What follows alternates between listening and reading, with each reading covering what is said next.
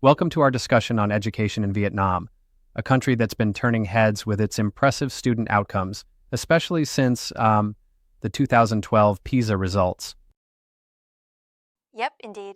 The PISA results really shocked a lot of people, didn't they? Vietnamese students outperformed even some developed nations, which is pretty remarkable. Absolutely. It's like witnessing a rising star emerge. You see, Vietnam's commitment to education is deep-rooted. There's a palpable belief that education plus hard work are keys to success. And you can literally see that energy Right. in cities like Ho Chi Minh City. And that commitment, it's not just talk, it reflects through significant public and private investments, right? Yeah, exactly. They've seriously ramped up enrollment and established minimum quality standards for schools. And there's been a lot of work on teacher quality too, with professionalization and solid training. Yeah, absolutely. But even with these successes, there are challenges that need addressing, like nearly 37% of children not enrolled in upper secondary school. Isn't that a major gap? It is indeed. While the PISA scores highlight success among those tested, they might be somewhat inflated because low-income and disadvantaged groups are underrepresented.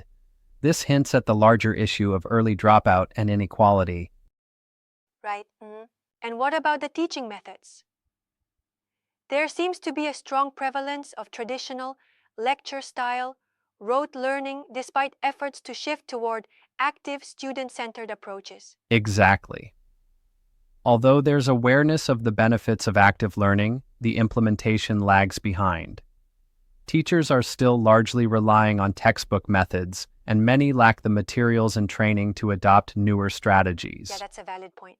I wonder if this heavy reliance on old styles might actually hinder the development of higher order cognitive skills, which are so crucial for dealing with an ever-changing economy. That's a fair critique.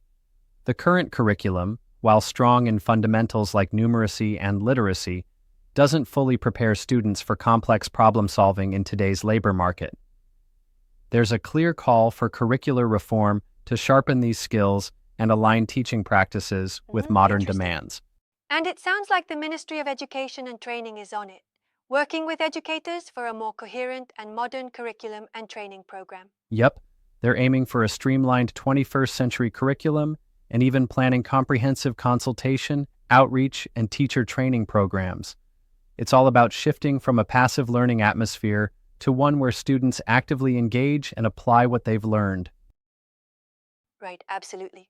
But don't you think that this transition will require a lot of, retooling the entire system? It's kind of like asking seasoned musicians to suddenly switch to a different genre. Exactly. It's a big transition. And while there's a lot of admiration for Vietnam's achievements, the push for change calls for, robust and sustained professional development. Local institutions need to build capacity, offer tailored content and ongoing support so that both teachers and principals feel empowered to implement these new practices. I get that. Overall, Vietnam's education system shows a fascinating mix of triumphs and challenges, a dynamic case of learning from its own success while striving to upgrade for the future. Exactly. It's certainly a model worth watching and learning from, as it shapes not just education, but its broader economic future. Yeah, indeed.